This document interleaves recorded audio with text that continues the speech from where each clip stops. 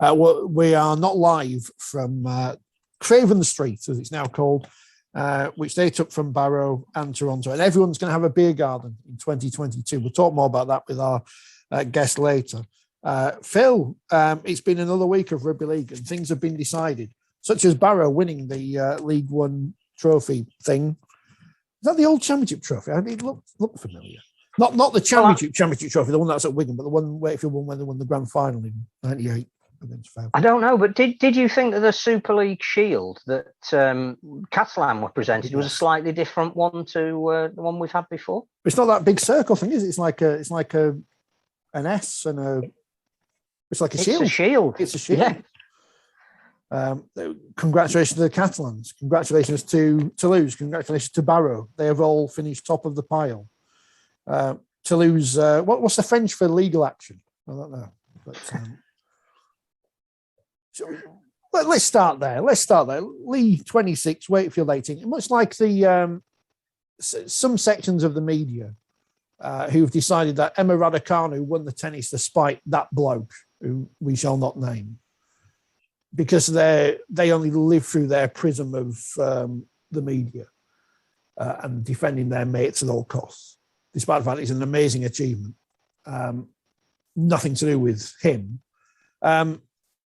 Lee Centurion's players did not beat Wakefield because of words in a programme by...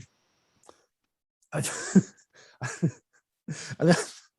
remember Ken Bates? His name rings a bell. Yeah. Big portrait. Would it be fair to call him Pound Shop Ken Bates? Or would that be an unfair criticism of Mr. Beaumont? Bear in mind that if I owned the Rugby League club, I'd be very much in the mould of Beaumont and banning everyone and chucking them out. I'd be very much in that mould. So I don't want to be a hypocrite on this point. But the league players did not win because of words in a programme. They won because they were better than Wakefield on the day. And anyone who claims otherwise is a fool. Yeah,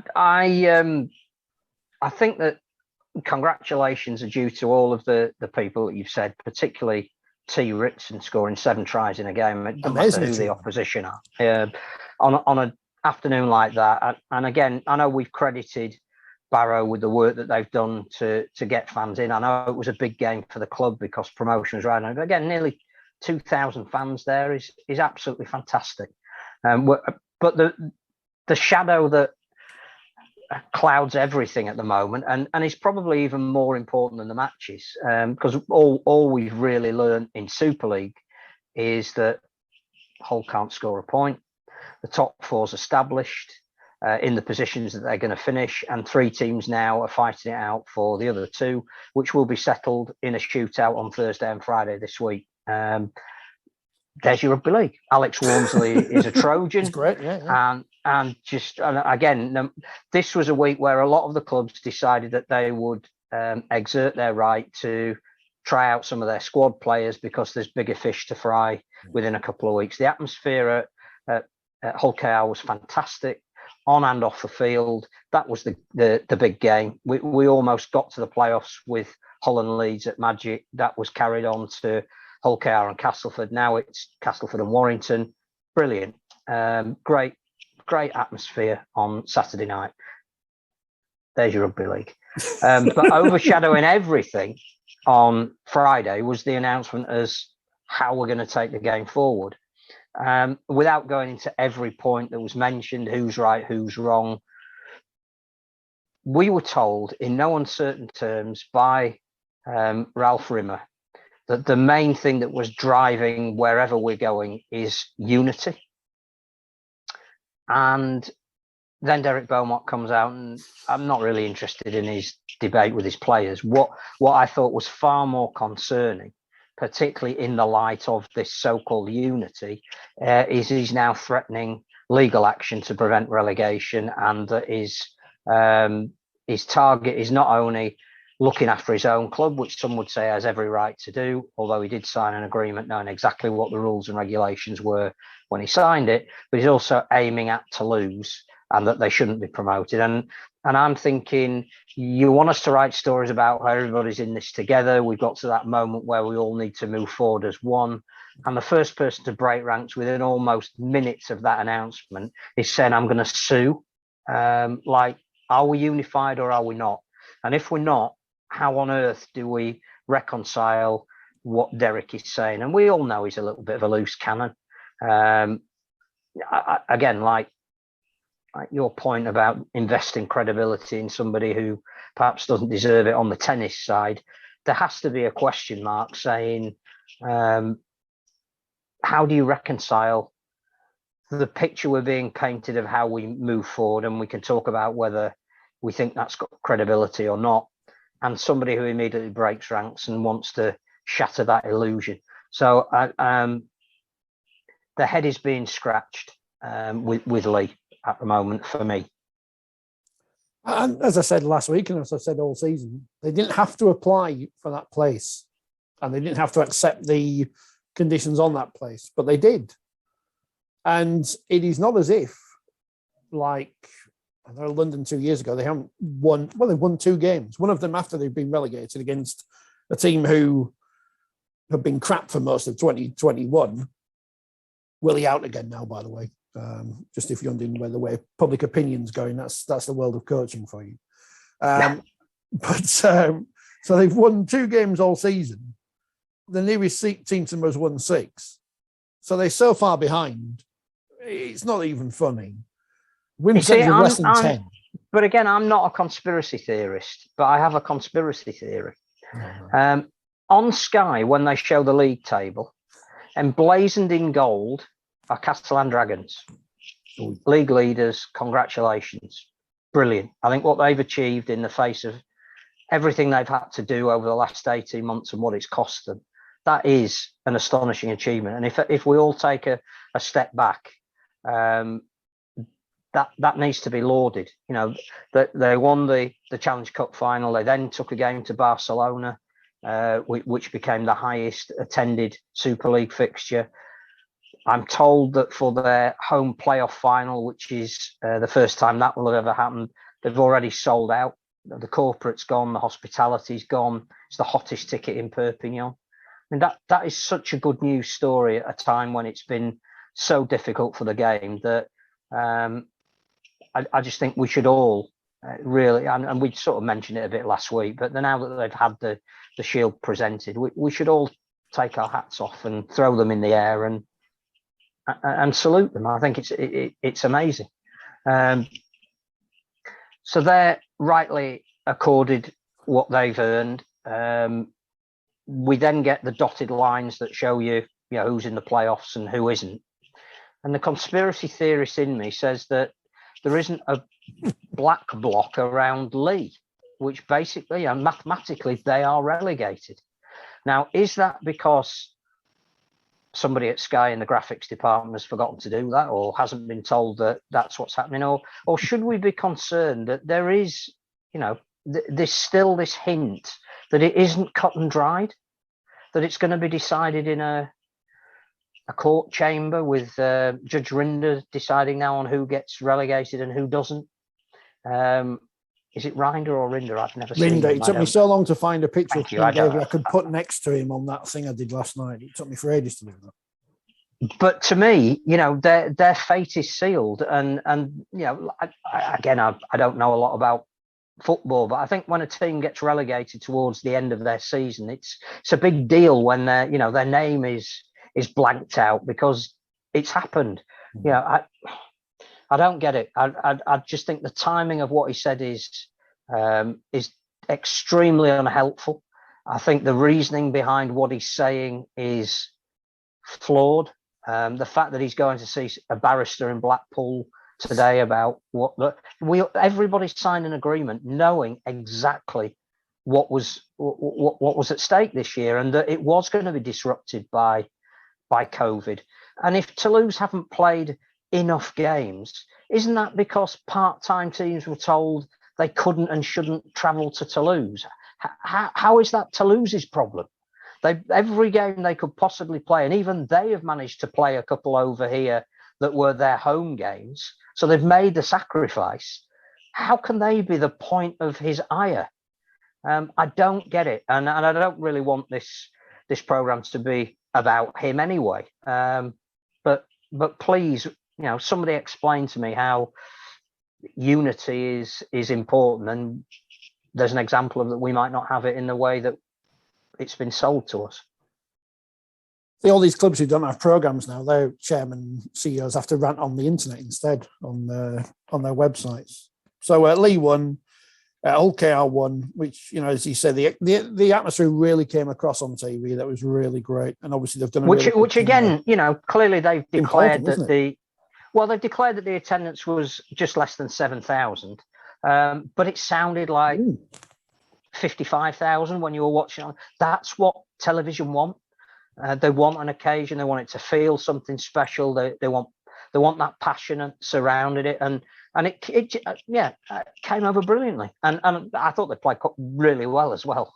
Got a couple of serious injuries, unfortunately, but responded to starting pretty sluggishly and came away with the win. And whether they make the playoffs or not, which of course we'll know at the end of this week, fair to say Hull KR have had a very good season on and off the field, and now they've got a new badge with these like scary Robin eyes thing, which I'm neither for or against, but people, it seems to be that rather than the Wigan one, which everyone went, oh, it's rubbish, most people in Hull KR world seem to like it. So that's the main thing. And they're not Kingston Rovers anymore. They will carry the history of that, and that's great. But it is a more modern image. So you've got Hull FC, Hull KR. It makes sense. I think that rivalry is sellable now to people who don't know the sport, you know, on a regular basis. So yeah, I don't have any problem with that. I think it's all part of what they're doing to make themselves seem modern and relevant, and to attract a new audience and players. You know, I think Lachlan Coote going there next year is a massive statement of intent. Because clearly he is still at the top of his game, although banned for this week. He would have been rested anyway, so it doesn't matter. But they are moving in the right direction. They've got a progressive coach who plays a certain way. The way they handled the whole farewell to Mossy Massoy, lovely, brilliant. I think we do need to say that. I think we might have mentioned it last week. I can't remember. So much has happened in the week that I can't remember what we spoke about. But they were one of the people that went to Toronto, and they clearly came back and said, irrespective of what the Wolfpack are going through on the field, they've got something off it. And what Hull KR have done with changing the configuration of their ground and now putting in Craven Street, which again is a nice touch to history, because clearly that's where they used to play at their old stadium. It works. It's worked. Well done to them. And now they've even got somebody on the new strategic review panel in Paul Lakey. Hull FC ought to give them their full name, Hull FC nil, in a nod to St Irish Muir fans from Scottish football. They're rubbish though, Hull FC. It's a shame. I wait for the playing on Friday, according to the paper. Against Hull in the final game of the season, which is always exciting because it's the game where David Fafita climbs on the post and stuff. So and everyone gets kits because they just throw them into the crowd. So shame I'll miss that, but no, never mind. Catalan's lost to Huddersfield. Well done, the Giants. And Saints beat Leeds to secure second spot in the table. As you say, Alex Walmsley, what a performance. Warrington won to secure third. Yeah. Wigan won to secure fourth. Walmsley was outstanding, and I get that clearly there were some young kids in the Leeds pack who will have benefited massively from the experience of playing against him. But when he is on that kind of form, it doesn't matter who he's playing. And was it 60 minutes he played for, 275 meters he made, 13 line breaks. Wow. Coming back from the absolute huge disappointment of their 1 point defeat that cost them the League Leaders' Shield the week before. It's all about response. And when you've got the likes of James Roby and Lewis Dodd to play off the back of that, because not only did he make those meters, but his play the ball is ridiculously quick. You've got Morgan Knowles alongside him doing pretty much the same thing, feeding off the back of it. And again, we shouldn't underestimate the service that he got. That James Roby's strength is giving. It's a bit like James Lowe's, that he gives the big man the right ball when he needs it, and put all that together and it works. So Saints have been brilliant this year against whoever they've played in that first half. it's very rare they've misfired. Warrington managed to stifle them at the TWS, but Saints' modus operandi is to start with intensity and blast teams out of the way. There was no better example of that than Walmsley in the first 20 minutes. It was a masterclass from a prop forward. We've got attendance figures for all the games in Super League as well, which makes a change. Cass versus Warrington on Thursday, that could decide things. Leeds versus Hull KR on Friday. At the same time, Leeds are playing football at Newcastle, which is another bit of great timing. Yeah, I didn't know until Sky put an advert up saying, football's on this week, watch football. Leeds United, who you may have, they're rubbish there now. So, All right. What we do know is that clearly if Castleford beat Warrington, then Leeds and Hull KR becomes a winner-takes-all shootout. If Castleford lose to Warrington, Leeds and Hull KR are playing for the right to go to Wigan or Warrington. That's excellent. How it's going to pan out. Well, it's a good job. I'm working Friday, but I finished just in time. Well, it says 7:45 kickoff. I finished work at 8, so I should miss about 2 minutes of the game, so that's good. That's the Super League roundup done. Championship, where there was an average attendance this week of 1,258, because Whitehaven are the only ones who gave out an attendance. They beat Halifax 19-6. Swinton beat Sheffield 34-28. Sheffield fans all just glad to see the back of 2021 and Doncaster. Newcastle beat Oldham 38-24. That was looks like a tight game. Fev won at London 48-28. Dewsbury beat Batley 31-24. So bragging rights on that part of the Heavy Woolen district. And Widnes beat Bradford 10 points to 9 in a controversial game where they don't have a clock. Apparently that works at Widnes, and I might have upset some people on social media, but only some people that needed upsetting. So again, that comes down to 2 games to decide who is in the playoffs. Whitehaven, who've been on a brilliant run, have got to get something from Bradford at the same time as London are at York. A really exciting end to the season. But big news coming out of London this evening. I say this evening, you don't know when people are going to listen to this or watch it, but this evening is Monday when we're recording it. That Jermaine Coleman, the coach of Jamaica, has moved across from the Scholars to the Broncos for next season. Interesting. Does that mean it's the promotion that Jermaine deserves? We've had him on the programme. We think he's a really good guy. He's clearly going places. Does that tell us anything about what he thinks is the prospects for the Scholars in future? He's taken over at a time when London have announced they're going back to being part-time. What does that tell us about the distributions that are coming through? Certain irony there that they're getting a new ground at Wimbledon, which is Super League ready, and they're going part-time. But that, for the excitement of London having a coach who we think can do things, concern about where that leaves Scholars, and obviously Tom Sang as well, who was elevated from the assistant coaching ranks when Danny Ward left, and you'd hope that he'd be a young coach on the conveyor belt. So interesting times in the capital, and if they do slip up and don't make the playoffs, then that could be a potential blow. Yeah, they play York, don't they? Which is obviously going to be a big game, as you say, on Sunday. Saturday, Toulouse, the evil foreigners. We must throw them out of everything. They take on Newcastle and all the other games on Sunday. And you'll be able to watch that on our league. Oh, wonderful. So Toulouse fans will actually be able to watch Toulouse play. Wow. Our league seems to have, having had a summer off, seems to have... The NFL found some money behind the sofa to pay everyone or something for all these games they're showing. Good. Barrow beat West Wales 76-0. As you mentioned, T. Whitson, 7 tries in the game. First time ever happened for Barrow. Congratulations to him. And obviously it's been a rubbish year for West Wales, but that's a game they may have lost 100 and something 2 years ago, whatever, 3 years ago. So, I think I'm clutching at straws, but still. No, I think the other thing about that was they could have called it off. That's also true as well.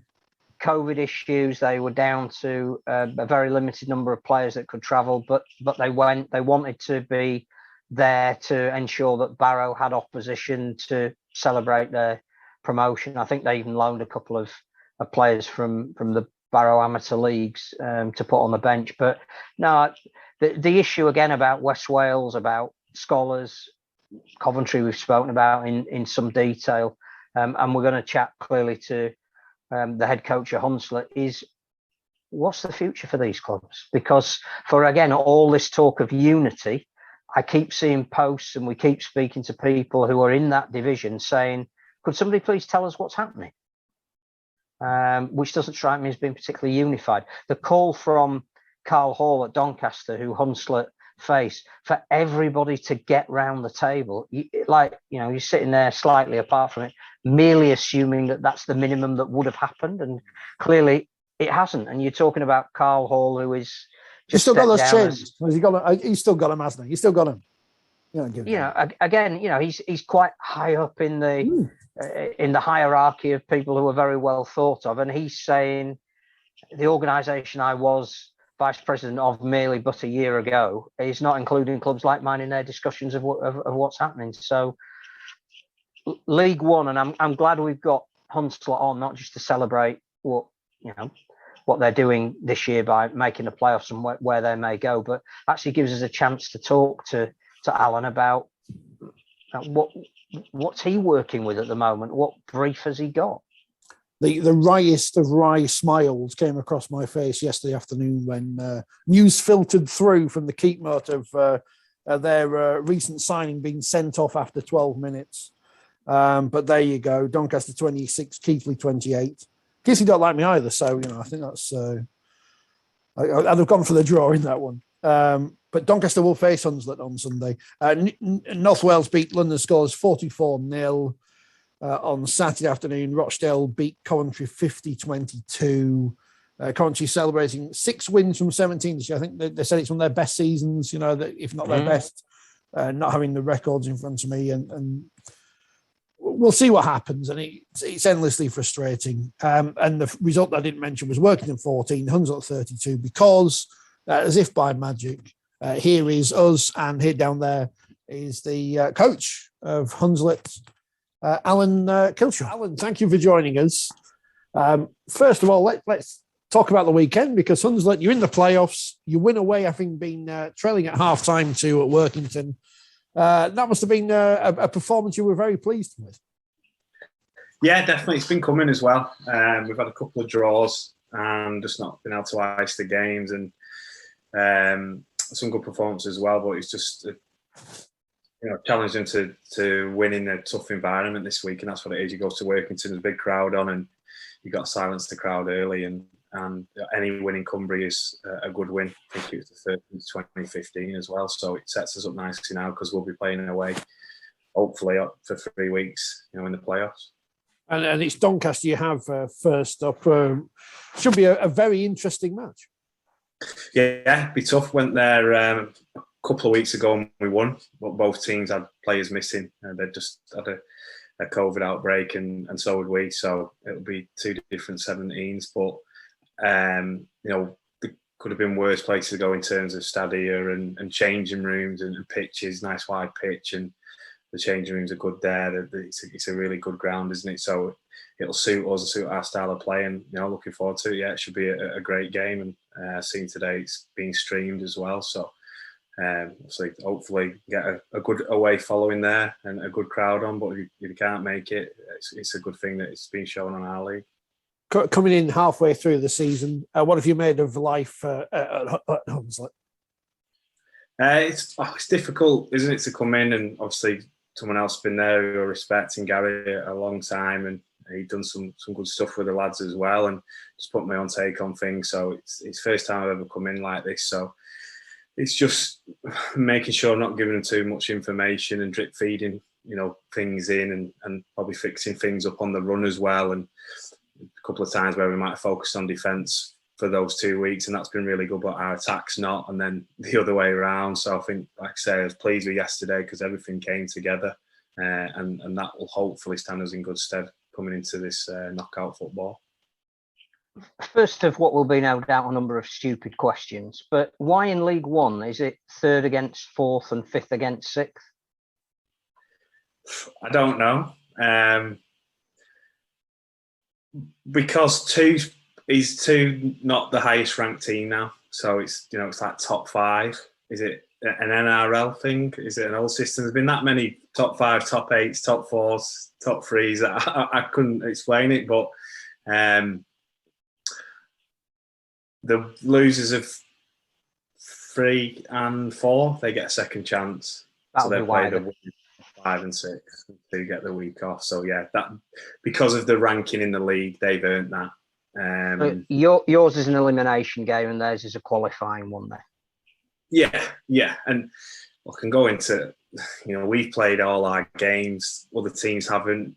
I don't know on a year when you're doing average points, not to have golden point. They've drawn 3 games, 2 with me, 3.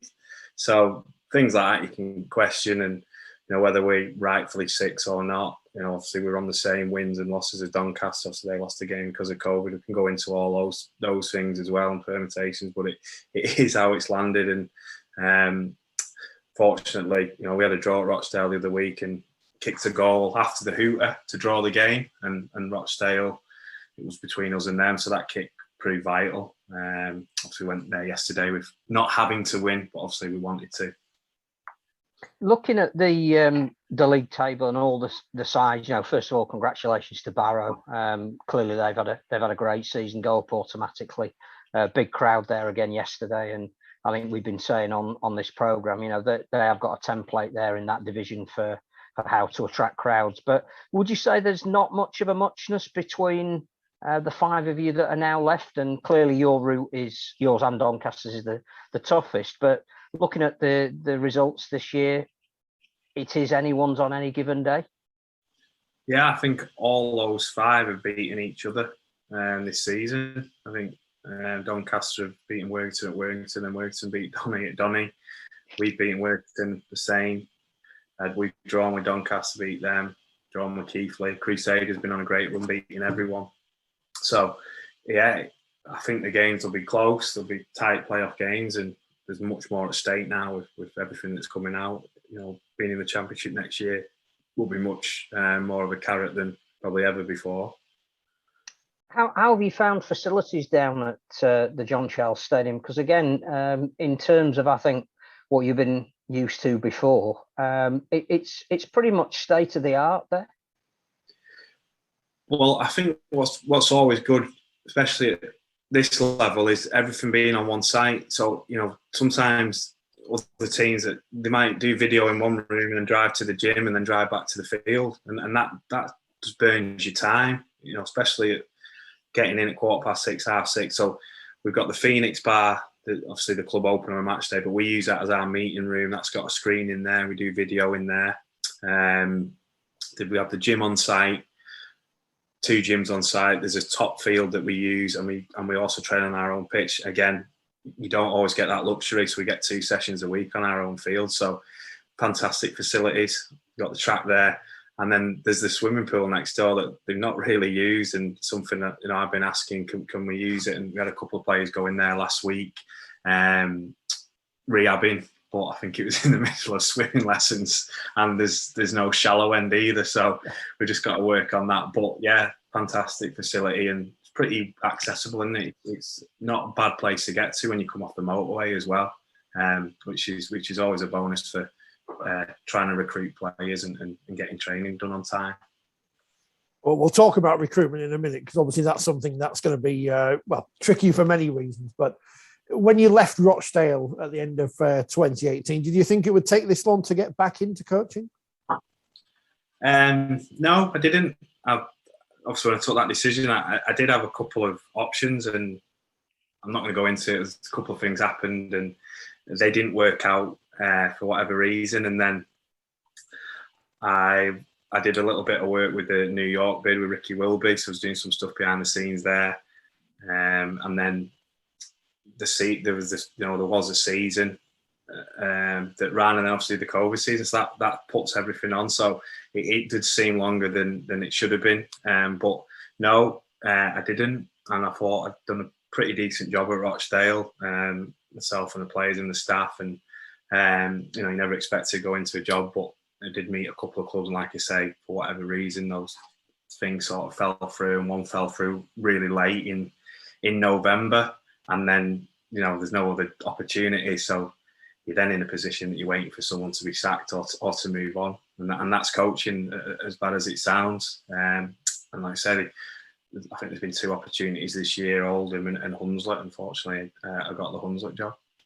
Yeah, we've talked plenty on this program about when a coach leaves their job for whatever reason. There are only a finite number of jobs out there. It must be a very competitive market to get back into. Yeah, it is, and I've not got that ex-player name either, which I think sometimes goes against you, or a player retiring at a club. I always feel you don't see that as much now in the NRL, and you know, you look at American football, they're all college coaches that they've never played before. And I know a coach said to me once, you know, I've been drinking in pubs all my life, but I couldn't run one. And it's a bit similar to that, isn't it? You know, if a player just retires and gets a job, and that's often frustrating, especially for me. And I know the coaches, but I started off in development at Warrington and did every age group and putting cones down, helping out, volunteering and working my way up that way. And I even, you know, paid my own airfare and went out to Australia for 3 years to further develop. And sometimes it's frustrating when you do see an ex-player get a job, or someone, you know, Rochdale got promoted and we stayed in the championship. I feel that was a pretty decent achievement. And then when you see other coaches, you know, getting jobs before you, or not even considered for jobs, and because they played for that club or because they're an ex-player, that's a bit of a bugbear of mine. I always feel the best person for the job should get it. I'm not saying that ex-players don't make good coaches, because they do, and you know, there's plenty of examples of that. But the ones who study and actually, it's like a new job and they work on it to be a coach, they're the better ones. And it, you know, coaching and management's a lot different to playing. And sometimes, you know, especially at this level, it's probably 80% man management more than tactical, and I'm sure it's the same at the higher levels as well. It's a different ownership model at Hunslet as well. It's cooperative, fan-led as well. How does that affect you as a coach? And is it something clearly that you support or see as a way ahead maybe for clubs in League One, as no doubt we'll have to talk about that bigger picture soon?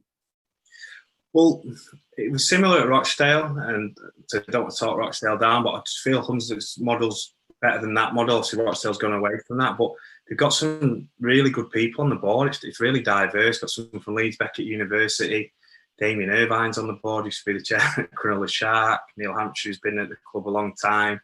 You know, the list is endless, and Phil Hodgson's doing the finance side of things. So they've got specialist people in different positions, and then got the general manager, Chris Shatton.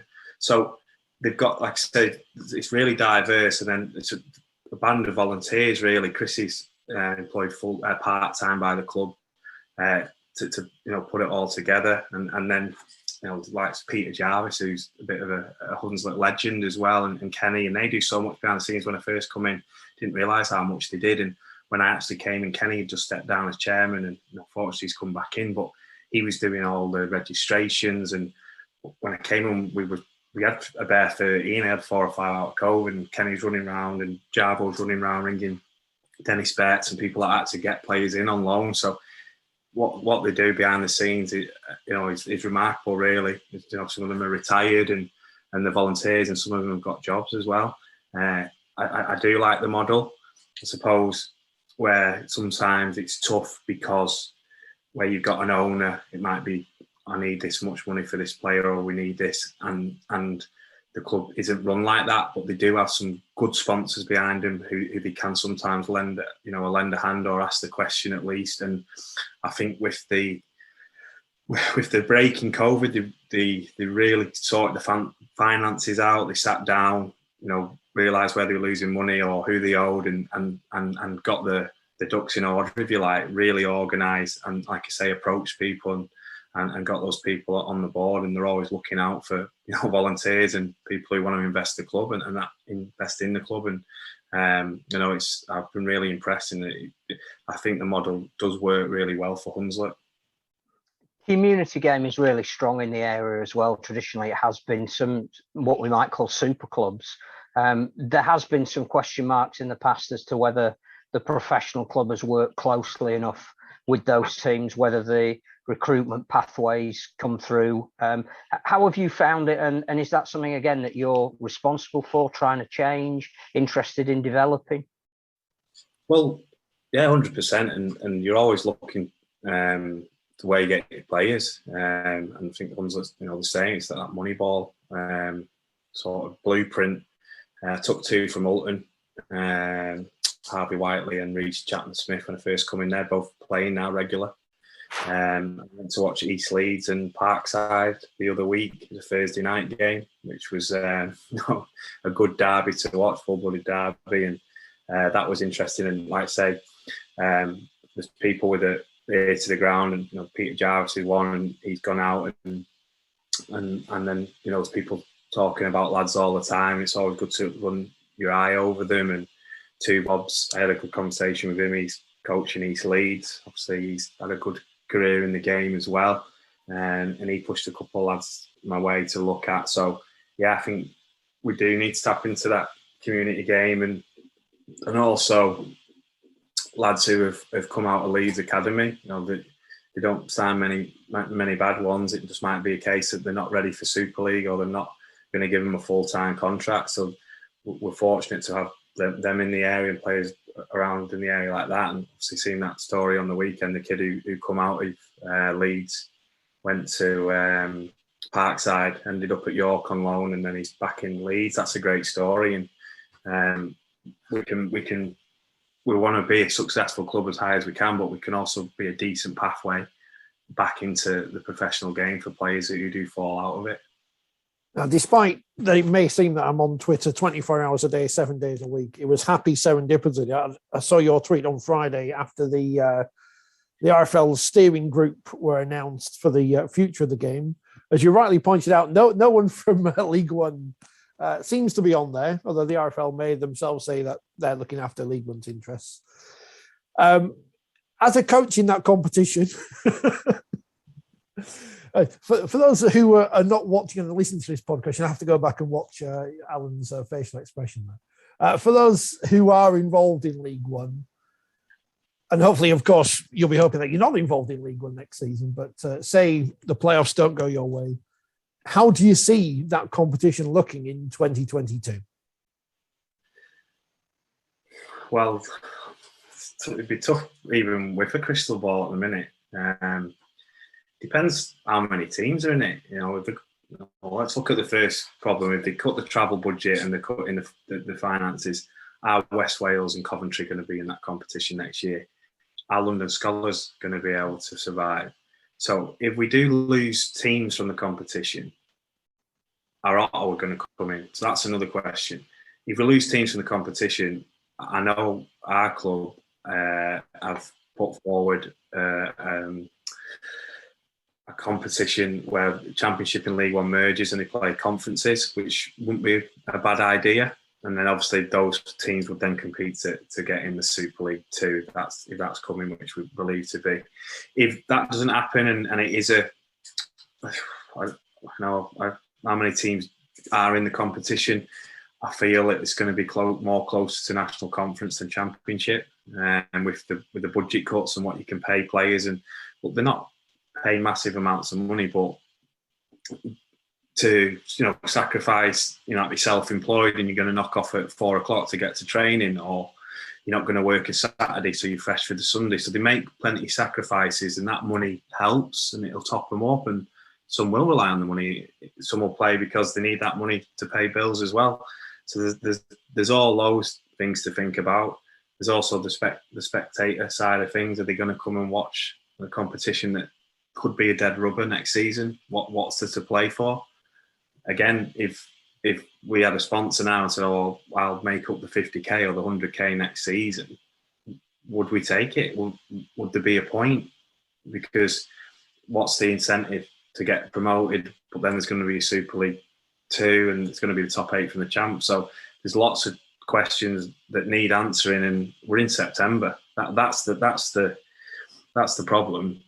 We don't know what the competitions look like next year. And when this started to break, the Championship clubs were quite vocal. But now they know what they're playing for.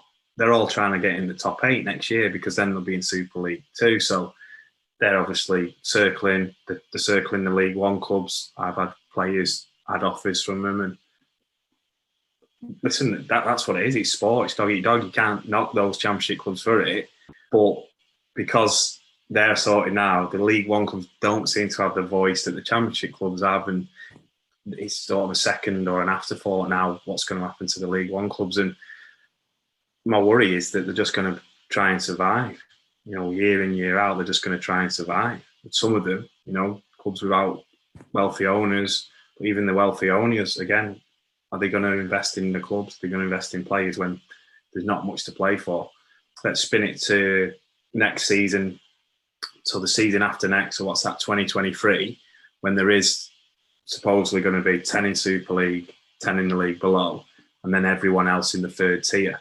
If it's only one team up and there's around 16 teams in that league, again, are you going to fire all your bullets to try and get up? Because that's a big risk with just one team going up. And how that looks, is it first team up? Is it playoffs? So again, you're going to get a lot of teams who are just trying to survive instead of competing at the top end, and that's my worry for that competition. I mean, there's 100 questions here, and I know that you've said that clearly recruiting players is an issue. How do you even offer anything other than a 3-month contract to anybody at the moment? But I just wanted to go back to the facilities that you've got, because I think that's quite important as well. Do you think that any decision on any club who plays in any of these tiers should be standards driven? Well, yeah, I do, because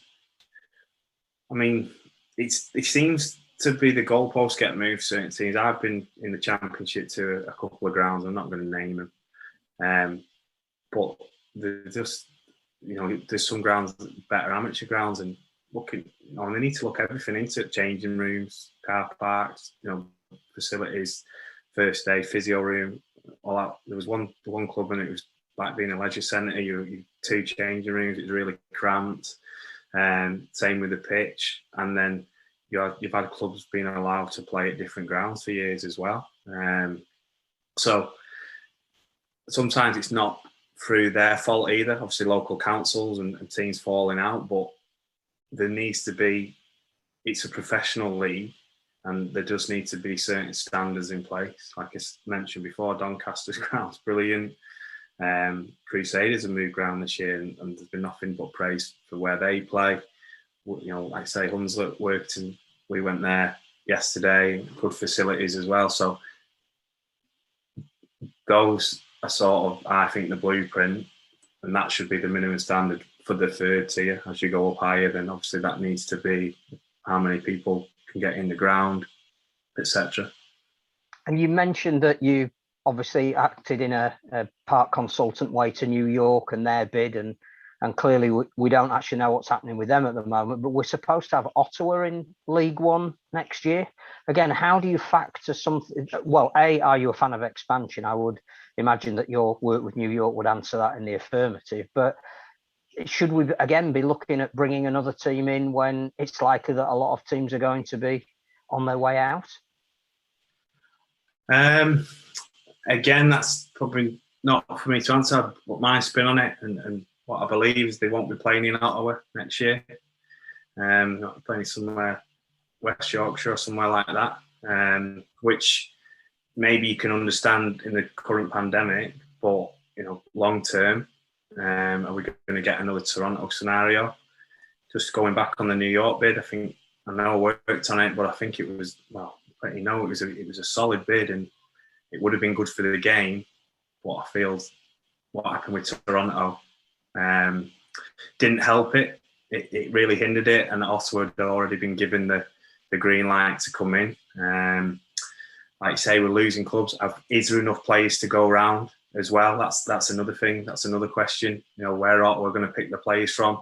If they are based here, originally they spoke about developing their own players in a different model to Toronto. They're based over here and they are dual regging with a team or using loans, and that's going to shorten the player pool even more. And we've got reserve rugby back next year, which everyone's a fan of. But again, with all these teams and new teams, the player pool isn't as big, and it'll shorten with the budget cuts as well. So there's going to be so many things affected. You talk about the amateur game in the area. If I go and get 4 from East Leeds, 4 from Parkside, a couple from Alton, and then they can't put 2 teams out, then how's the relationship then with the professional club? So there's so many different questions and things that need managing. For me, I wouldn't put them in next year. But again, I know contracts have been signed, sponsorship deals, etc. So I don't know how far along the track they are. I am a fan of expansion, but if it's a fair playing field, I don't. I've been on a few trips away to Lose. At first was pretty rough, where they house you and the food and things like that. But then that was fed back, and then they were outstanding. How they looked after you, probably looked after you too well. The players were on the buffet too much. The Toronto, when I went with Rochdale, they were in the championship, and where we were based and the food and everything wasn't as good. Expansion teams, obviously they have to be full-time. Putting full-time teams in League One and Championship with massive budgets, is that a fair playing field? I know we've got to go through the league. So again, lots of questions. From a coach point of view, it's tough, obviously, when you're coaching against them, but if you're with them, obviously it's good because you're winning most weeks. And it was just, I think it was a shame really on Toronto. It was a great experience when we went off the field, and you look at the clubs now. You mentioned Barrow before. It's that template. Hull KR the other day, I saw a picture and everyone, the marquee behind the post. So, Toronto have brought that. I know it'll be difficult in February and March to do that, but that experience, the playing side of things and being in that ground and the party, if you like, after was the the future really of rugby league and attracting new people to the game. Yeah, I think we're going to see a lot of beer gardens in 2022, whatever we get from rugby league. And I guess, is it a frustration because 18 months ago when the pandemic started and the first lockdown and rugby league outside of Super League came to its swift halt, we said on this program many times that how it was a great opportunity for the sport to have a real look at what was going on in the future. And it seems we just left it until the last minute, and you at the coalface, so they're not having a clue what you can do next year. We put into your playing squad. Well, that's what, like I say, I've just mentioned then about Hunslet. They used the time well. They got their act together, and they weren't doing Zoom quizzes and what everyone else was doing, and they were getting the club in order. So if a part-time club who's run by volunteers can do that, then surely a governing body and Super League and whoever can get together and put a plan in place and use that time. But it was probably more firefighting at the time and short term, and we've never been in that situation before, have we? So it's hard to criticise, but to leave it so late, to get to September, and I was speaking to Gareth Walker the other day in the League Express, lads have got Christmas coming up and things like that, and and they go away. They can't go away in season. They're playing every week, so might have a holiday in October or whatever it may be, and they don't know what's coming in next year.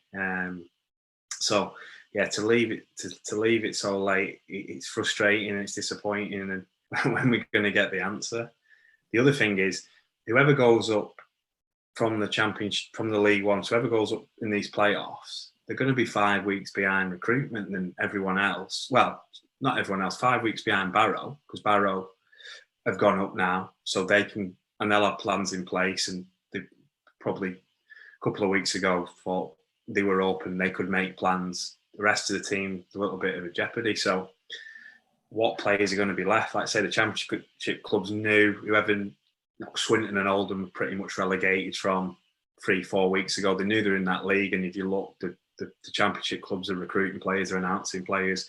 They're all wanting to be in that top 8 next year and be in Super League 2. But whoever goes up in these playoffs, again, you're going to go in second lowest funding and trying to recruit a squad to be in that top 8, because otherwise you're going to be in the third tier. So it makes things very, very difficult for a coach, for administrators, for whoever it may be at this level, not having a clear picture of where you're going to be. Obviously, there's always a bit of jeopardy because you have finals and playoffs, etc. But like I said before, you usually go in, this is your League One offer, this is your Championship offer, or if we're a go up, we're not going to keep you next year. And it might be speaking to other players at other Championship clubs, if we go up, this is your offer. We've not been able to do that. You mentioned some Leeds Academy players like Harvey Whiteley, who've done a job for you since you got them in. It raises a perennial question, and I'm sure you do now, having been there, that you understand the rivalry between the north and south of the city. But is there a place for, and so it's like using the M word, a feeder club mentality, that the two clubs can work closer together, and that some of the exciting young talent at Leeds, be it either young players who need more development, or, as you say, those that have been spun out of the system, can actually find an identity with Hunslet? Because I know that, with the greatest respect to some of your older fan base, they don't accept that and never will. But is that another area that we've got to look to break down if the sport's going to move forward in some form of unity? Yeah, it could be.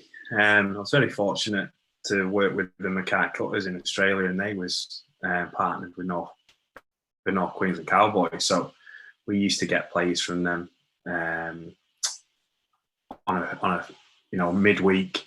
So they'd be with us to 2 sessions, and then we'd play. And one of those was Jason Tamalalo at the time, Michael Morgan, and look how they've gone on. Dual Redshirt with Warrington when I was with Rochdale, worked really well. I had a good relationship with Tony Smith. He gave us the players for a couple of sessions. But we've also had other dual reg where it's not worked, where you can only play them for 40 minutes. You can only have them, they can't train, turning up in their tracksuit, things like that. So if I'm a Hunslet fan and in the bar after the game and someone's just played well and he's in his Leeds tracksuit, it's not a good look, is it? And that, so I think it is a good idea. Like say, if they're in League One or Championship, you need to give those players an opportunity. I know a kid playing at Donny now, is it Tyndall from Leeds, and he's playing really well. And I spoke to Rich Agar about him a couple of weeks into the job. But we're pretty stacked for outside backs, and Rich said, he wants his players playing against men, and I think that's the way to go. Obviously, doing well in academy, the next challenge is playing against men, and it's different at League One and Championship level. It's a different type of physicality. The Super League's quicker, but there's a bit more on the floor and a bit more things that will probably get missed by the match officials or let go in the lower league than it is in Super League. So it toughens them up, and it is a good breeding ground. And going back to the Queensland Cup, that does that job for the NRL teams. That's why they're all partnered with teams over there, and it works well. The problem is the Mackay Cutters are never going to play the North Queensland Cowboys. But Leeds Rhinos might play the Hunslet, Hunslet RLC. So I can see the arguments for and the arguments against. But for me, if it's a quality player and it's going to improve your team and it's done in the right way, where they're not just coming in for 1 week and then someone else the next, which we've seen. I am a big advocate of it, and I do like working with young players, and especially at that level. And like you say, if the recruitment is getting tougher and there isn't the pot, if those bigger Super League clubs do look after the other teams by making the players available, and like I say, for a couple of sessions a week in a game, not just a team run or not just turning up on a game day. And then there is some sort of working together. I know it sounds funny, but to get him a tracksuit or to get him a polo, who's gonna pay for that? And from a Hunslet point of view, I know it sounds petty, but a tracksuit might be the difference between having a physio there on a Friday night because all the money's on the field. So if there's opportunities there where like Leeds might sponsor X amount of polo shirts, tracksuit for the players coming down, it would just look better, I feel, and be more accepted by the Leeds fans. That's by the Hunslet fans. That's something visible, but it's something to consider as well. And I think it's just little things like that which probably put people off dual reg and loans in the past. If it's done in the right way, I'm all for it. Time's running out as ever. Phil, have you got anything left to ask? Yeah, have you had a pint in the Garden Gate yet? No. But if we get promoted, you can buy me one in there. Well, I would gladly buy you one. But again, a lot of the history of the Hunslet Club is housed in there. It's a wonderful rugby league pub, and I can only heartily recommend it. Okay, I'll maybe Jarvo will take me there. He probably knows. Jarvo lives there. Oh, there we go. Well, did he used to run it? Yeah. He used to run. Yeah, it's his second home. Okay. Pint of vodka. Get him to take you down there, but I'll gladly stand you a drink.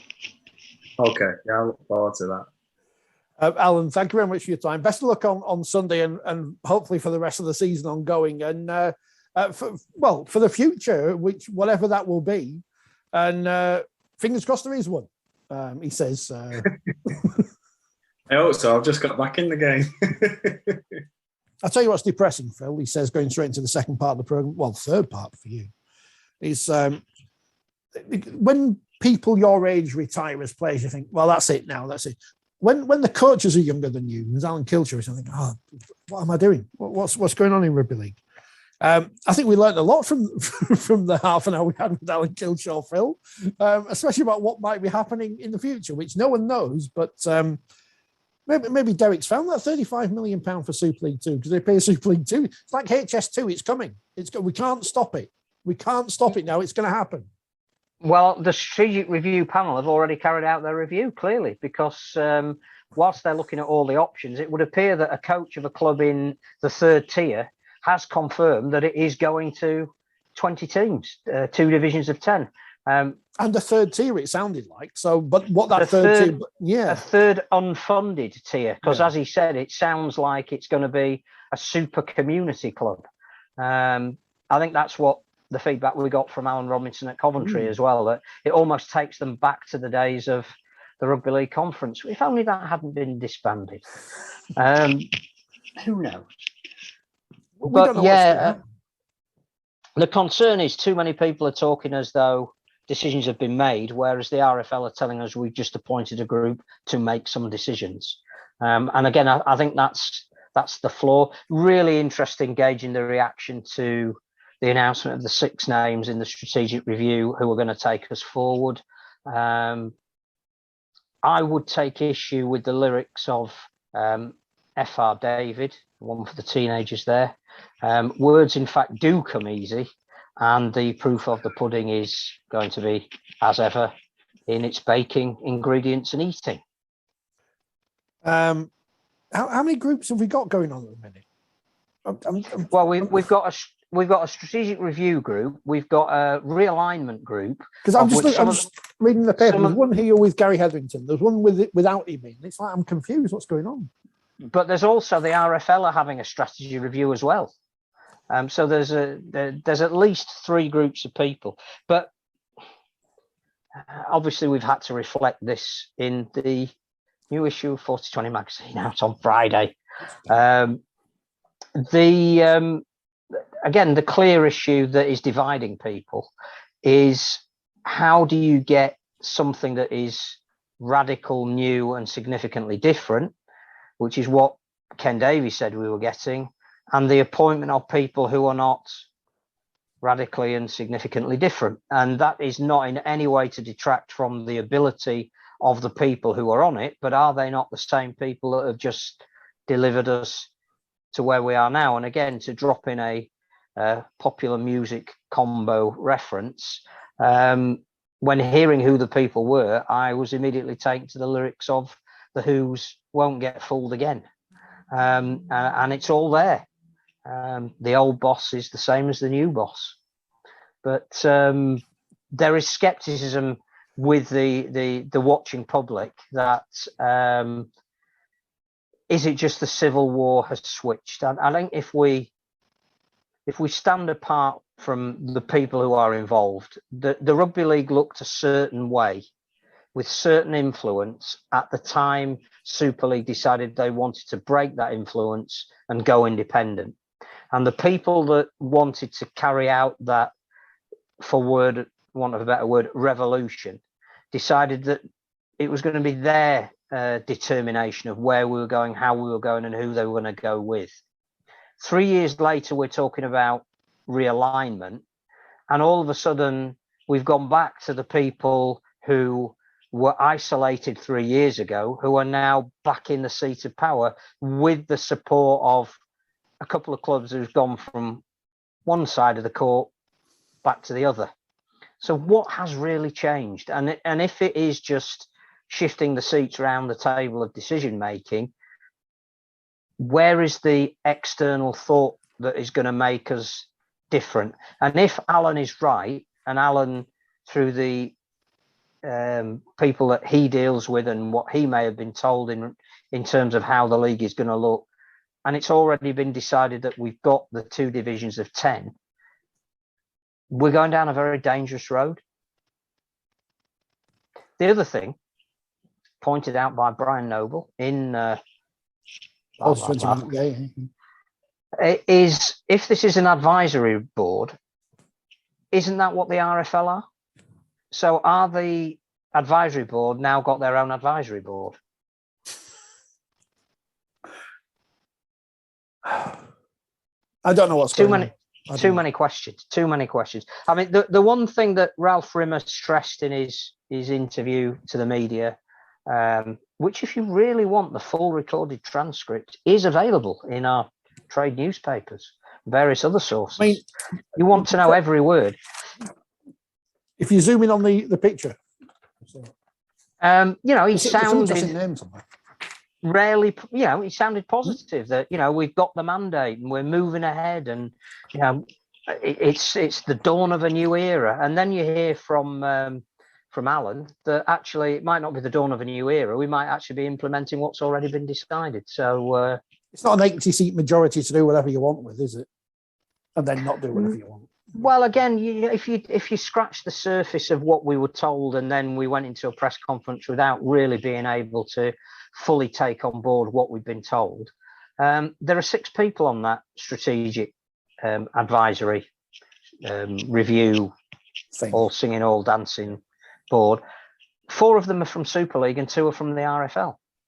So again, if it gets to the point sat round that table that there is slight disagreement as to which direction we go, and all the Super League decide that's the direction we're going, is it just Super League exerting its power by another means? The other thing as well is, if it's a board that has the power to suggest where the game is going, if we don't change the governance of the sport, will it end up in front of 12 Super League chairman owners, the RFL who have 1 vote, Simon Johnson has 1 vote, the cleaner, when she comes in on a Thursday, has 1 vote.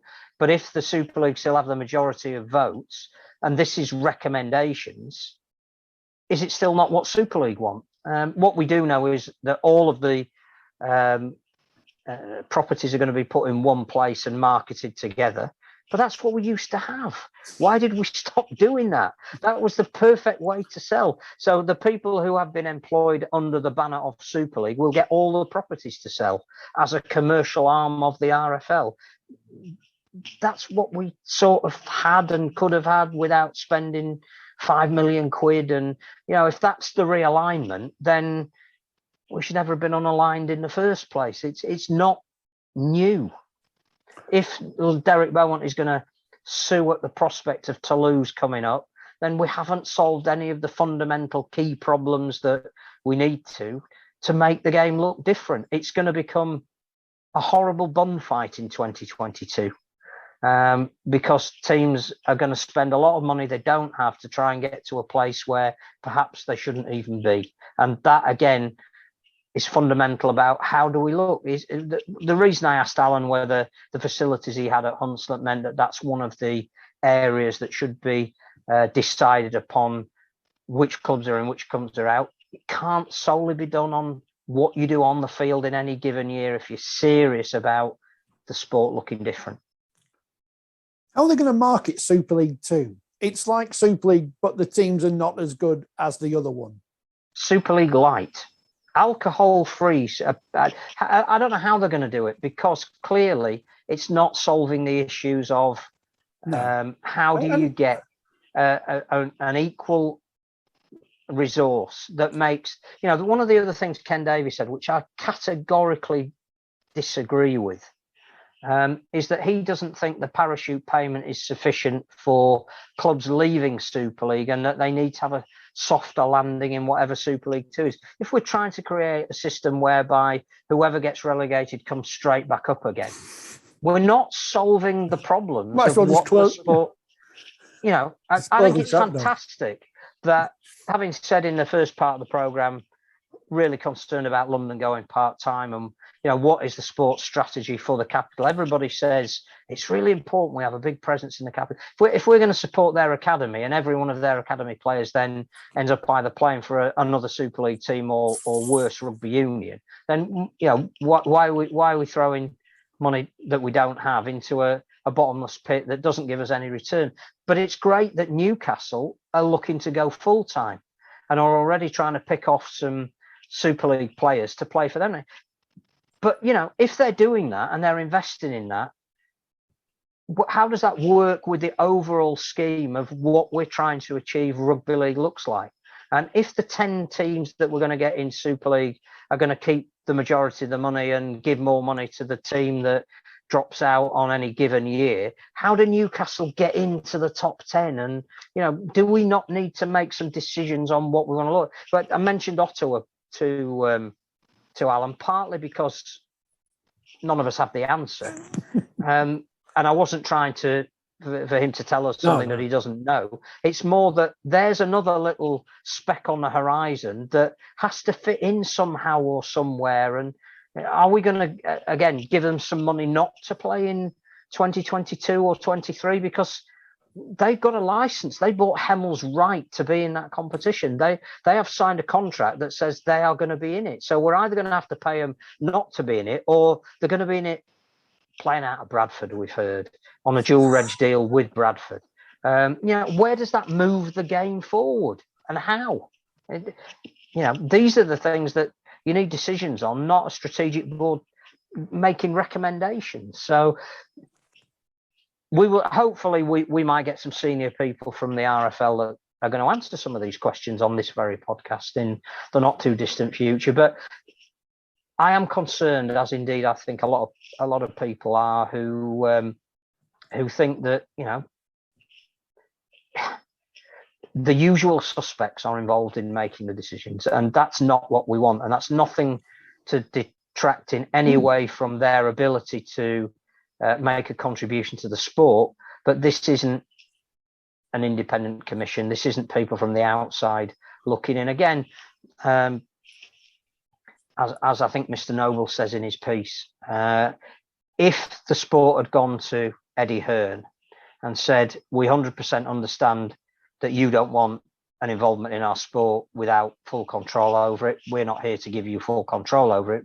What we are prepared to do is pay you a sum of money for 3 weeks of your time, whereas we want you to analyse rugby league in the same way that you've revamped boxing, snooker and darts.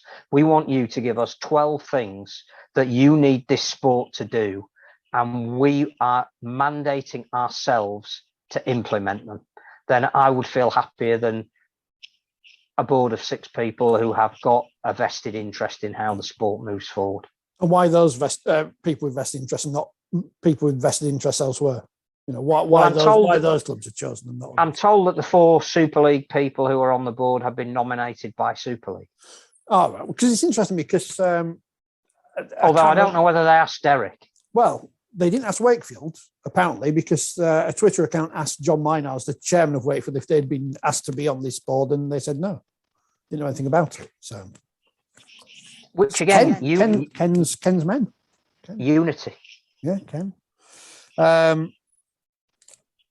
Robert Elson did. I mean, I don't know how long's left on those the lease on those offices in that swanky part of Manchester, but when we got invited there when they opened, and we had the presentation about how Super League was going to be rebranded, which I think you have to say is a success.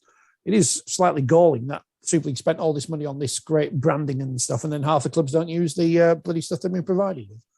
What kind of unity is that? But there you go. Well, again, I think the other issues are clearly along the lines of what kind of influence can this review group have over international fixtures, over revamping and reinvigorating the Challenge Cup, which clearly the early rounds are going to be at the beginning of the season again. How is that going to work? They're looking at competitions and structures, but how does it fit into the areas that theoretically they don't have any control over? Are this group going to sit there and go, I am absolutely happy for all of our clubs to lose 6 of their current fixtures so that we can have an international weekend, and we are prepared, to release more players than ever to have international fixtures at the end of every year? Can they do that? Do they want to do that? How does that fit? How do you get all the pieces of the jigsaw to fit together? Bad news is for Super League 2 is that Premier Sports have just signed a TV deal with the Elite League Ice Hockey, so that's one place that might be out of contention, because we've got this other TV deal coming. There's the secondary deal that's Gary Carter wrote about, that is with somebody which we don't know who yet. And then the Super League 2 might have a separate TV deal, which I can't see happening. Again, there are 2 things on that. One is a 7-figure deal. That doesn't seem like a lot for 10 fixtures to me. Include pennies. The other thing, and I don't know how relevant it is, because clearly it's whatever's written in your contract at the time. Probably like you, I got swept up by the Emma Raducanu story. We did watch the final on Saturday night on Channel 4. Me and the good lady were absolutely captivated, not only by the standard of tennis, but the eloquence of both participants afterwards in the way that they spoke. We would otherwise have completely missed that was happening, because we don't subscribe to the station it was on. But somebody very cleverly did a deal to get the big final on a terrestrial channel. Now, again, did this group have the chance to go to Sky as part of their remit, going to Sky and saying, look, from 2023, we want the grand final on, or the right to negotiate for the grand final to be on Channel 5. So that, you've still got it. You've got all the build-up. You get all the post-match interviews. You get your logo plastered and branded. There was absolutely no doubt that that final was on Amazon Prime, and that all of the every time they could mention Amazon Prime they did, and even had the foresight to thank Channel 4. But we're now carrying on Amazon Prime. Brilliant, but clearly somebody has done a very, very clever deal there to get the best of both worlds. We need to do that. But do this group have are they now negotiating with Sky from 2024 onwards, or whoever, whatever our media presence is, these 10 games that we've got that are going to be shown for what doesn't seem like a huge amount of money if you divide the number of games by the amount of pennies, and you then factor in who's going to pay the production costs. And we can't quite get a deal for France at the moment. We haven't been able to. So how's that going to work? And all of that, is that all going to come under this remit? Because if it doesn't, what value does it have? Well, the Super League wheelchair Super League grand final is on telly this week, which is amazing. Hoping to go on Sky on Sunday. Hoping Leeds to be versus there. Leyland. I'll look for you in the crowd. I'll wave. So that's good, because again, I know it's people pointing out to me, well, it's not on the BBC, it's not free to air. Yeah, but not everything can be. But No, the Super League brand is with Sky, and they're going to. Sky, when they have something, do it to a level which is usually the best out there. I think the other thing about that is it's also a precursor to the BBC showing the wheelchair for the World Cup. So, having multiple providers is what we're saying. And I think it works. I think we had the we had the BBC doing the international and the Challenge Cup final. We've got Sky doing the grand final. We've got the BBC doing the World Cup. To me, this is absolutely the way you sell a variant of your sport. And this is what I mean. We need more of this coordinated approach. Well, it's better than them just being on our league, which you have to make an effort to actually stumble upon. And the women's semi-finals will also be on Sky. A double header at the Totally Wicked Stadium, which means I can just watch at home and don't have to go. It's great. Which again, one of the teams, i.e. the one that comes second, assuming that St Helens are top, and I think they will be, is giving up home advantage in a semi-final. And we shouldn't, again, look past that. That again, is people within the women's game that are prepared to look at the bigger, wider picture. I think that's fantastic. The final is at Headingley, and the good thing about that is Leeds don't really play at Headingley. Their ground is Wheatwood, so it's the right stage to be having a final on. Leeds were good yesterday on 28-10 against Wigan. Don't think they ever got out of first gear necessarily, but they won. Somebody's birthday weekend as well. Oh, yeah, I saw that. Yeah, I can't believe they gave out her age on commentary. That was a bit harsh of Kyle Amor. Rather than her shirt number. Yeah, I mean, he got it wrong. I thought she was 25, but apparently not. St Helens top because they beat Cass 50 points to 6. Massive game this week because the winner of York versus Castleford, which is after the whoever York men are playing. Not London. No. Yeah. That's the main event on Sunday there at the LNER Stadium. So winners of that will play Leeds, which is the semi-final you would want, because you wouldn't want to play St Helens in the semi-final, not because they're at home, but because they're the best team in the competition. So massive, and obviously Castleford versus York is a massive fixture anyway, as we know for other reasons. That's really the game they should show this weekend. I don't know if they can show it on Twitch or not, but that's a game they should show for many and various. Wigan are out of it. Brilliantly, of course, by the time you listen to this, you might know the result already, but Bradford play Wakefield on Tuesday night. If Wakefield win, we're in the semi-finals, and we've won 0 games in the league all season. So that sounds like the 1997 World Club Championship. Yeah, we had to have quarterfinals in each hemisphere. So Australian teams were missing out who'd won 2 of their 3 games, and British teams were getting in there who hadn't won. No, we are Tulsa Tollet and London Broncos. That is us. We are going to beat Bradford on Tuesday. And obviously, if you've heard this already, you know what the score is. And then we're going to beat whoever in the semis, and we're going to win the Shield. No pressure, ladies. Especially when the Wakefield end of season party is the night before. No pressure at all now. Fev 4 from 4. They beat Warrington away from home. They'll be the favourites to win the Shield. And they win the first grand final in the Super League era, soft launch. So, they and Bradford win that final. They could be in the Shield final, which I guess is say something about how the game has grown and contracted in some ways. It is, yeah. Headingley, I believe. I don't know if Sky is showing the Shield as well. At the same time as the League One Grand Final? Yeah, well, I assume so. I don't know. It would make sense, wouldn't it? But we'll be there. We'll be there and get all the post-match if we can, if we're allowed. So, I don't know if I'm in the tent or outside the tent, but I know I'm still doing what you're supposed to do when you're in a tent. So that's all exciting. Final round of fixtures this week, then the semi-finals. And as I say, semi-finals on Sky. Again, that's great. Brilliant.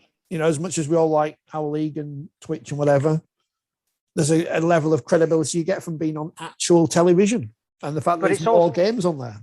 It's also about building an event. So if Sky is showing the grand final and they've got the footage and the stories and the identification of some of the personalities from the semi-finals, then it just makes the final a bigger and a better occasion.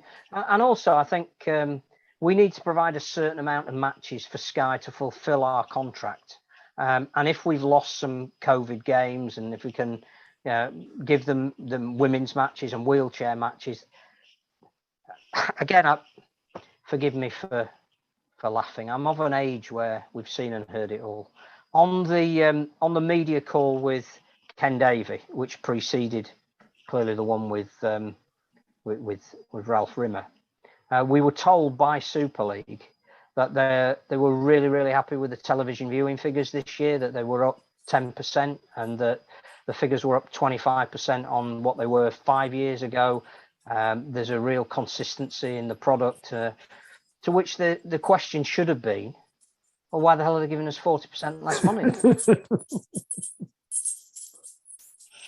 So again, you pay. Well, we pay our money and take our choice as to what we believe. But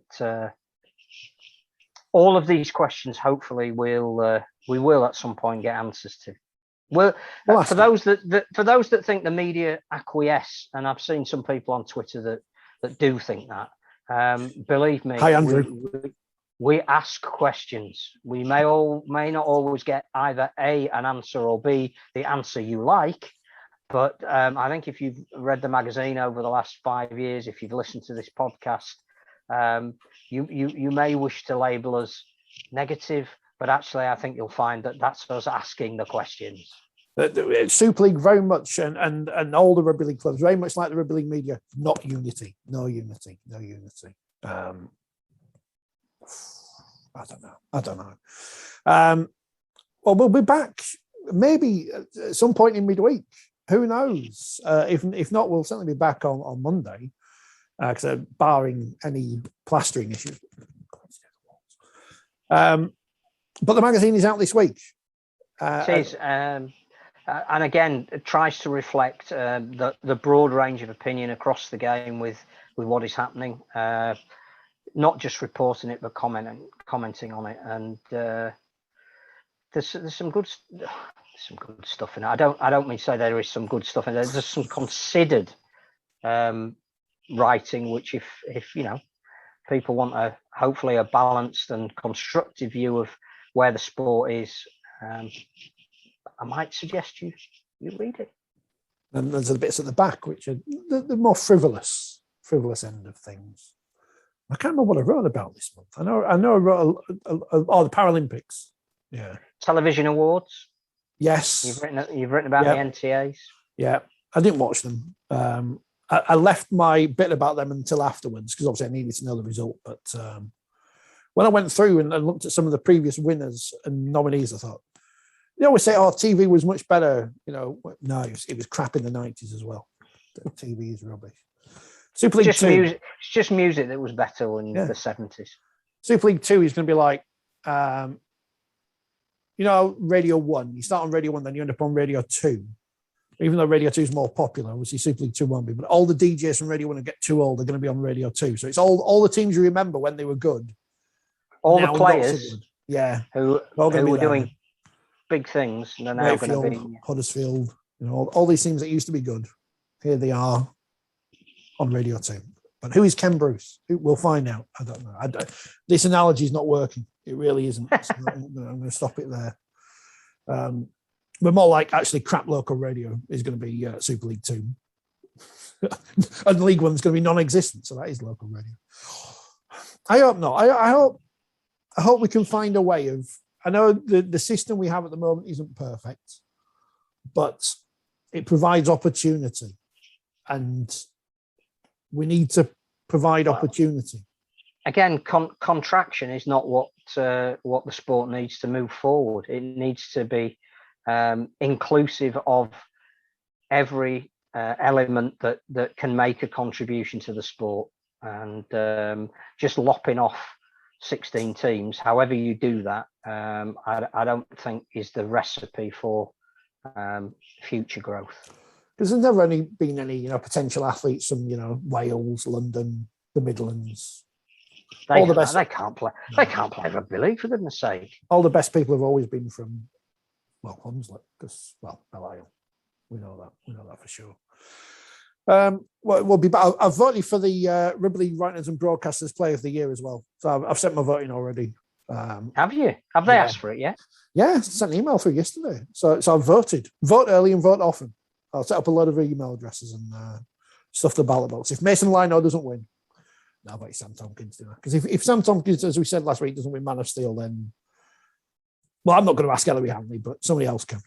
He's not coming on the show, is he? He's our special guest. Come in. The Pearl, he's here. He's not. But we might be back later in the week. So stay tuned for that. Keep your eyes on social media. Like, subscribe, share, do all those things you're supposed to do that you don't. And buy the magazine. That's the most important one, because that's money. So that's important. But tell all of your friends, and we'll see you next time here for another exciting edition. Well, we might be actually live next Monday of this 4020 Rugby League podcast thing.